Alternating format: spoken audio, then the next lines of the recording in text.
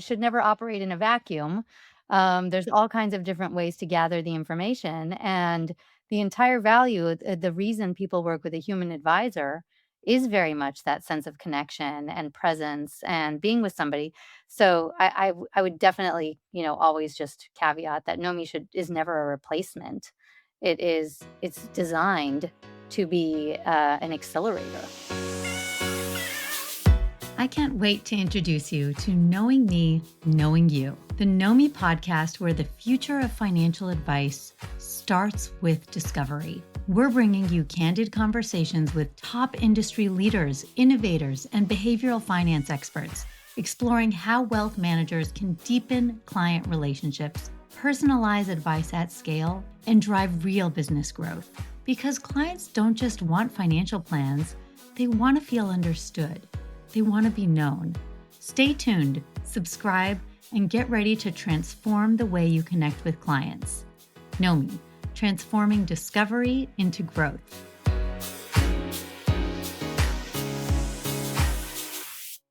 Hi, and welcome. I am joined by Frank Corrado, the founder of Pivot Point and a longtime leader in wealth management who has spent his career helping people make wiser, more human decisions about money. He's known for bringing both depth and heart to the conversation and for reminding the profession that even the best financial advice only matters when people are truly ready to act on it. Over the years, Frank has worn a lot of hats: advisor, executive, entrepreneur, and now founder. Before starting Pivot Point, he was managing director and principal at Robertson Stephens Wealth Management. He was the CEO of Blaze Financial Advisors, and he held leadership and finance roles at JP Morgan and Ernst & Young. He's a Boston College graduate and holds the CFP, CFA, and RLP designations. Today, he speaks with firms, advisors, and audiences across the profession about the future of advice, the role behavior plays in financial outcomes, and why the human side of planning might be the part that changes everything. His work is a powerful reminder that great financial advice isn't just about numbers, it's about what matters most to the people behind them. Frank, welcome to the Knowing Me, Knowing You podcast. Oh, thank you very much, Marla. I'm proud to be here. I'm very proud that we have found each other and have so much common thinking about where the industry is, where it needs to go, and why it matters. Before we get started, we always start with a question. What excites you most about the moment we're in right now with respect to the future of wealth management? Wow. What excites me most is that I believe we're at an inflection point. I mean, I've been in the wealth management industry for a long time. I started 20 years ago when we were just kind of getting out of the broker dealer mentality, away from commissions. And then we started to go into more of the basic wealth management, which is primarily an investment shop. Now we're moving more and more towards financial planning as a category. But what we're finding now is that the technology around us with artificial intelligence coming, I think that the wealth management industry is at risk to have a lot of the technical side of what they do become very commoditized. And a lot of people are saying that. That's out there in plenty of articles. But the question is, what are you going to do about it? Because it's not going to change on its own. It's a change that's going to be fundamental to the industry. Couldn't agree more. And thank you for sharing the context, the background. When you think about your career and your background, working at the big companies, Ernst & Young, then JP Morgan, and then transitioning into wealth management, what have you seen? What has that shift look like? And you talked a little bit about your background, even how wealth has changed, but how are we now looking at, like, I guess, what have you learned personally in that journey? What brought you to Pivot Point now? Oh, well, when I started, I was just a technical nerd. I started as a CPA, and so a lot of my original work was around auditing and taxes and very technically oriented. But then as I went on to JP Morgan, I started to see the real corporate end of the business. I started to see how things get done. I've seen organizations, how they're structured. And so it gave me a good view of the corporate world. But when it comes to wealth management, I felt that a lot of the principles I wanted to deal with individuals, I wasn't able to to do it at JP Morgan. And my time at JP Morgan was such that, you know, quite frankly, adding some more zeros to the balance sheet of the income statement wasn't really what my passion in life is. So I think one of the big changes for me is I started to go towards what my passion in life was. And it's something that stuck with me, and it's a big part of what I do now.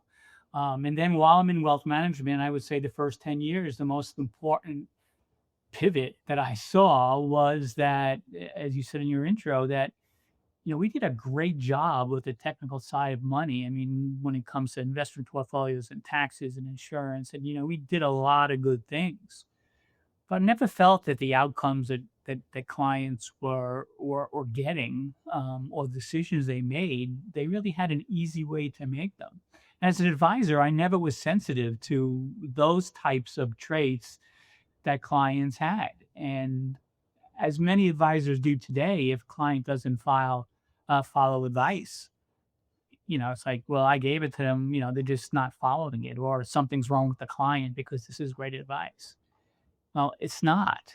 It's not. And so, I think that, people's lives are not embedded in spreadsheets and plans, right? People's lives are made in decisions that are going to have impact on their lives. That's so interesting. I just was listening to a podcast that was quoting Stanley Fisher, who said he was asked about, his whole fascination with markets and money. And he said that, well, what I do is not math, it's psychology. And I just thought that's so brilliant from somebody who literally is seen as, one of the godfathers of the entire investment industry, and just kind of has held so many amazing roles in government. You say that the best financial advice only works when people are ready to act on it. And when you think about that and you pair it with how tech is commoditizing, how do you explain that a little bit more? And how do we avoid that commoditization? How do we actually understand when somebody's ready to act? Well, yeah, that's a great question, and it really becomes one of the underpinnings of the whole human first approach that I'm taking at Pivot Point is that, a person's preparation and readiness, um, is not a function of where you're coming from. So it's not a function of how good you did your analysis, or quite honestly, not, um, an outcome of how good the analysis and the presentation is. It's a question of trying to understand, what are the priorities of that person, because what you think is the most important priority for a person cannot be. So you have to understand from a readiness perspective, is it a priority they want to make a decision on in the first place? Are they prepared to act? Have they really thought through all the implications, not just the financial implications? What are the broader implications to relationships and family? Who are the other players on the team that have to understand what the decision means? We talk a lot about a lot of complex things with estate planning, but we don't, when we say, are they ready to make that decision? i- Their mental standpoint is very much, am I willing to give up control? And B, are my next generation ready to take it? And should the next generation be involved in those discussions? Who are the stakeholders? So this goes way beyond the CRAD or the CRUD or the tax strategy or the estate plan. It's way beyond that. It's the whole environment in which that decision has to be made. And what does that information gathering process look like in practice? So historically, advisors, maybe a lot of advisors listening to this, they're saying, I do ask those questions. That comes up in, the ongoing intake and discovery and, conversations I have with my clients all the time. Is that true from your lens? Do you feel like they are having that conversation as they're building what maybe we'll call behavioral intelligence on their readiness to take action and all of the factors impacting those decisions? Yeah, I think, for advisors to be able to do this, number one, they have to first get out of their own heads, right? And so it's not about them and their ability to explain it. So it's not a question of sometimes we'll go deeper into the technical analysis. We'll get even deeper into the reasoning. We're getting to the fact that this, we want to make it a no-brainer for them, but actually what we're making is a no-brainer for us is really what we're trying to convince. And so what happens is that when there is resistance, and there always is, and a big part of what I focus on is what I call the friction between advice and execution is the fact that when you come up with that, it becomes something that you just question. Yeah, it's very simple questions of, what is it about this decision that gives you some cause for concern? What is it? What are the things? If you had to change one thing, what would you change? To get them on board as to try to explain what their thought process and their thinking and their emotions are around the topic.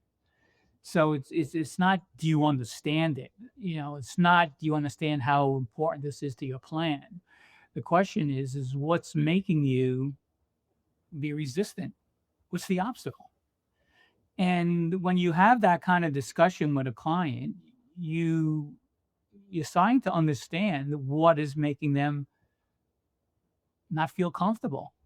And it could be 9 times out of 10, it's not the numbers. 9 times out of 10, it's usually some relationship or some internal bias that they have about some of their feelings towards money.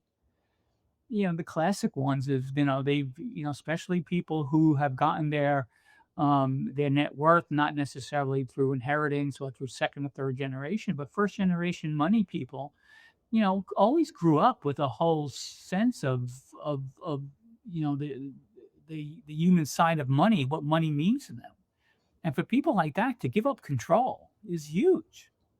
It's huge when they've had a whole kind of almost kind of a 1929 mentality. And so trying to get on the the client, understand where they're coming from is probably the way to go. And unfortunately, there isn't a book or you know that they'll tell you exactly how to do that. It's just letting the client speak, letting the client tell you what's on their mind, and pause and just Do listen they and know how to follow up. do that though? Like, I feel Mhm. like we hear from a lot of advisors that the client often says what they think I want to hear. And the Right. client doesn't know how to speak up. And so that's often a lot of why we built Nomi as we did. It guides the exploration and the exposure of the information that the client might not know how to or might not want to bring to the surface to get the value out of the advisor that the advisor can actually give. And so, Yeah. like, having that conversation is one thing. Do you also see a role for tech to play here? We know that people are way more honest digitally than they are in person, in meetings. So how do you see that evolving? Well, I think that the voice of the client is a key ingredient. And the whole wealth management industry, especially in the age of AI, when a lot of the technical side becomes more commoditized, the voice of the client will be the only differentiating factor in the whole equation, right? So people in two very similar financial situations could have two very different outcomes, all because of what their internal mechanisms are with respect to processing this information. So whether it's, skill based and asking the right questions, and the questions you ask obviously are not, they're open-ended questions, and they're very much giving having the client tell you what are the obstacles when you use kind of questions like, on a scale, like scaling questions on a scale of 1 to 10, how difficult is this decision? What about this decision that would make it easier for you? Now, that is information that comes directly from the client. Know me is just another way to ask the questions rather than having the advisor ask the questions. You have a gamified approach to asking questions. And if in fact the client does have reservations about sharing, they may feel that it's a lot easier for them to share. Um, um, on their own time without having an advisor there. Um, but you also have to be able to make sure that you get to know the client in a way that, by filling out a questionnaire or filling out the answers to know me is extremely helpful. But when you're sitting and talking with a client, you also get an advantage of seeing body language. You get an advantage of seeing, their faces, especially if you're with a couple, you can see how they interact together.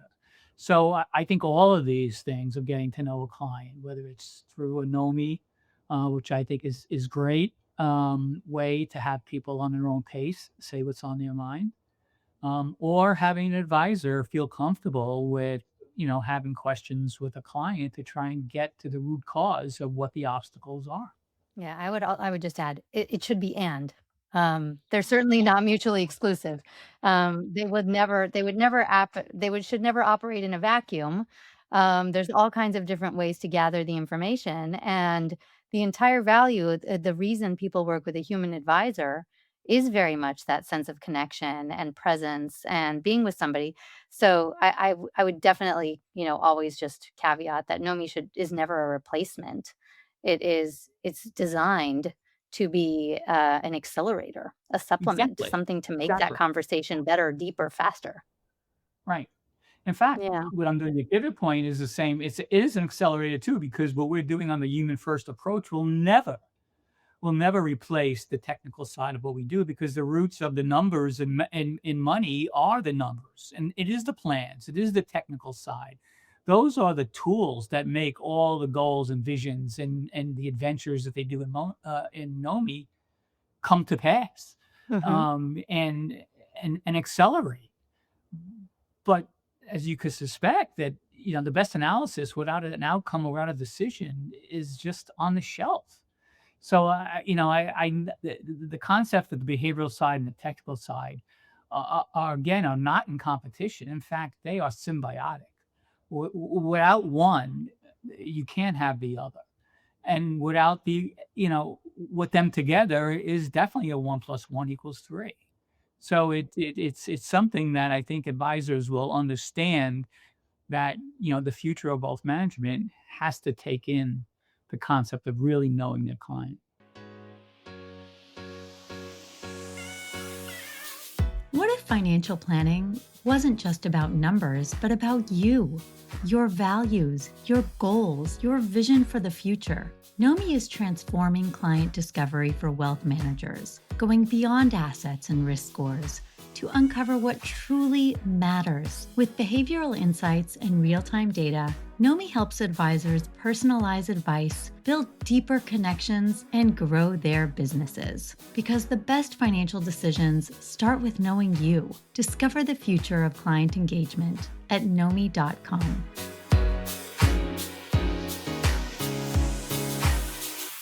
So, Frank, if I'm gonna ask you maybe a hot topic question for you, why do you think that human behavioral side has been considered softer?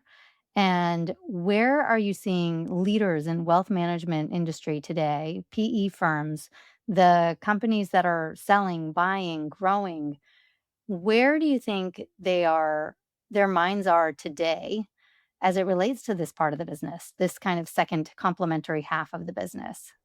Yeah, Are they getting it wrong? I think they are, and I want to be very clear that what we're trying to launch at Pivot Point in this kind of human first approach and the focus on decision making is a category shift within wealth management. And so I think a lot of the PE firms, and the investors and a lot of the larger firms, may not have an incentive to be able to go this way. Clearly, the larger broker dealers and the larger RIAs, they have a machine going, and the worst thing they want to do at this stage is be able to upset the apple cart, right? I mean, and I don't think that the incentives and the relationships to have with their advisors and the advisors with their clients, really is conducive to doing this. I mean, if you have firms that go out and have 200, 300 clients, it's hard to take a human first approach when you're dealing with 300 people. And so, yeah, the category change really changes how we meet with people, how the meetings go with people, how the agendas are structured with people, how the prospecting works with people, how the pricing potentially can change with people. So I think, you know, I really am very grateful for all the work that everyone's been doing on the whole concept of human behavior. And so much has been done, and we've made such strides over the last 5 to 10 years. But really, as I said at the outset, I personally think that if it really is an inflection point, and if we really do want to make sure that clients and even clients are of wealth are not underserved by the wealth management industry, we're going to have to eventually get to the point where people are going to want a personal relationship and a change. They want a transformation in lives. They want to see what the change is. They have things that they want to get accomplished, and they need a guide to help them get through it. And how do you raise the concept to a prospect or a client when they're approaching an advisor and they have a financial problem? I have a liquidity event. I'm going through a divorce. I whatever it is, and they're coming looking for help me allocate my portfolio. Help me optimize for taxes. Um, how do you introduce the concept of life design? How do you kind of pause and or encourage them to pause and look at the bigger picture if they are very focused on this very transactional, help me do this one thing and solve my painful financial problem? Right. Right. Well, I mean, the first thing you have to do when you have a situation like that is to address the problem, right? So it's not a lot of times people who want to take the behavioral side will say, "We'll get to that, or we'll eventually get to that." But listen to me now. But that's once again an advisor just a different approach, but they're giving their approach. So first, you have to listen to the client and what the concern is. So if it's allocation, rather than trying to say, well, what's your risk profile? You ask a couple of questions around risk. You try and get a sense of what's on their mind. What are you concerned about? I agree that this portfolio should be allocated, but what's your outcome? How would you like to feel about this? And so you ask some questions about, give me a little sense of in allocating the portfolio, what is your level of risk? How important is this money to you? What if you lost all the money? What would happen? What are the things that would make my job in allocating this portfolio a lot easier and much more attuned to what you're about and what your the human side of what your emotions and feelings are about. And so we take it away from you know 80-20, 60-40, and start to get to what is this money really going to be used for. And so what you do that you just ask a couple of leading questions that are certainly on the topic of allocating their portfolio, but you do it in a way that doesn't you try and get them to talk about what's inside, what their real goals are, and their emotions around what they've asked you to do, and then you go do it. You've been And a so, yeah. yeah. So you've been a very strong supporter. I think it might have been Suzanne Syracuse. I forgot who introduced us, but they basically said, you have to talk to Frank Corrado because they were familiar with some of what you were building.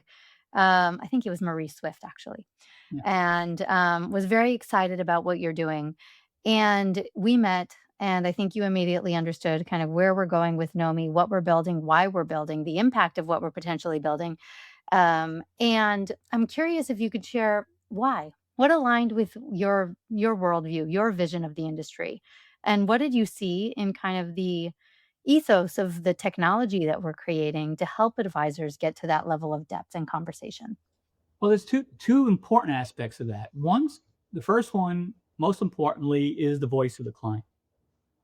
So I learned early on, well, maybe not early on, but after a lot of years in the industry, when clients would come up to me and say, "Well, I'm really thinking about changing this or doing this," and I'd say, "Why have you never told me that before?" And the classic answer is, "You never asked."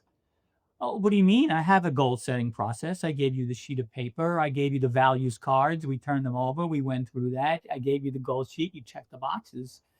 But they say, well, it wasn't a choice. I didn't know I could actually put down what was on my mind. You gave me something to do. You directed me into where I should be going. And so I think the first key thing is getting to the voice of the client. What's on their mind? And the second, which is really the technology piece of this, is to take the amazing, intelligence we're now through technology, is to then absorb those heartfelt answers and create a profile of the client with suggestions about how to start conversations. And so, what I said before, I mean, it comes pretty intuitive to me, but for advisors who haven't had the years of practice in doing this, that just having the suggestions and having the kind of a kickoff or a starter of trying to ask the questions. And over time, what we'll do is when they start getting successful answers, it's going to start to build a confidence in the advisor that this stuff really works. And so they're gonna dive into it deeper and deeper and deeper. And over a period of time, you'll see that, without courses or without, lots of formal training, they're just going to get the confidence necessary if they want to be able to really get to the level of that intimacy with clients. And I love your again, answer. I feel that there will be a lot of advisors who just don't want to get to that level. Yeah. They see the behavioral side as not their job, and that's fine. If their job is to maximize wealth or, return on the portfolio or some other type of risk mitigation strategy, that's fine. And clients need that too. Yeah. In a couple of years from now, where do you see the industry heading? What's going to happen differently? And tell us a little bit about the role you see Pivot Point playing there. Yeah,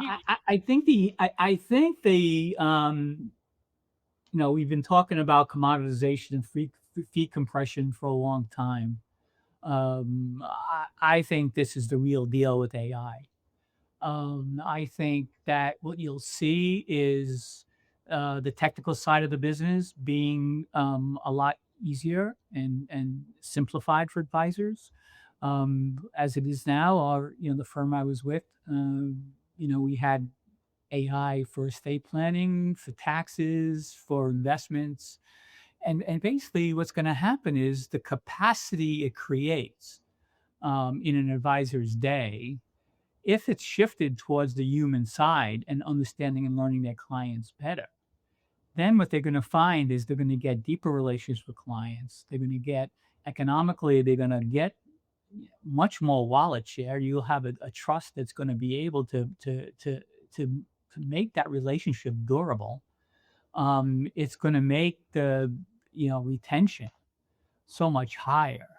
The cost of acquisition, as you know, is very, very high. So, if you have um, a, uh, a durable relationship with a client, it's worth a lot economically to an advisor. And when you add on the next generation, when you start to understand what the emotions are, what's most important, it's always going to be about a relationship. It's always going to be about the next generation. It's Yeah. always going to be there.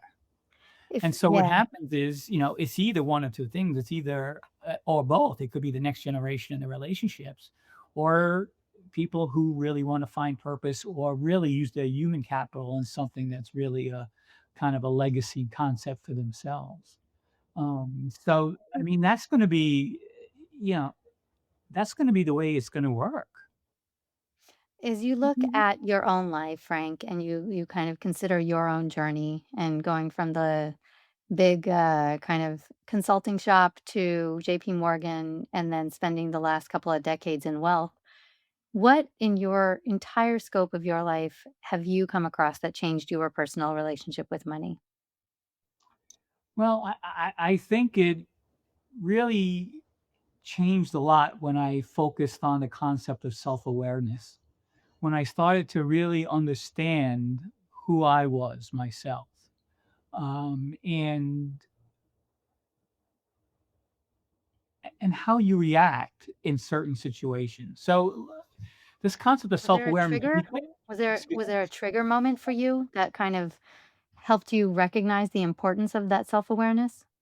Well, I think that, the behavioral work I've done, interestingly enough, told me that, I didn't have I had a risk aversion, which was very surprising to me until 2008 came. And when 2008 came and my personal portfolio took a significant dip, I was very, very stressed, despite the fact that my relationship with clients were stay the course and be positive. But I started to realize as you started to know yourself and get the deeper understanding of how you operate, it makes everything clearer.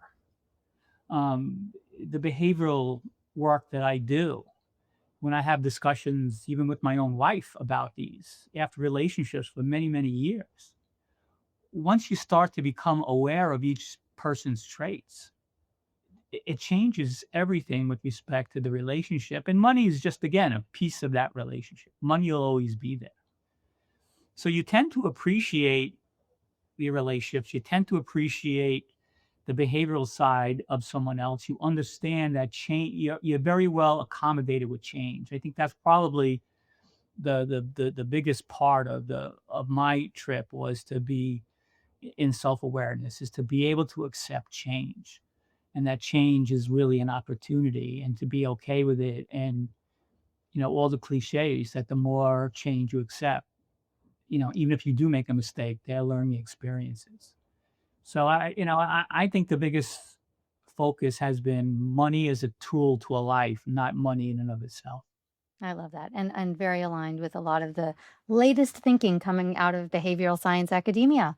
Yes. I wanna wrap up and say thank you so much, Frank, for sharing your deeply personal and profoundly professional perspective, everything that you have built and are continuing to build to power stronger relationships between advisors and their clients so that each client gets much more value out of their money, out of their life, out of the relationships that they're building, the connections on all levels of their life.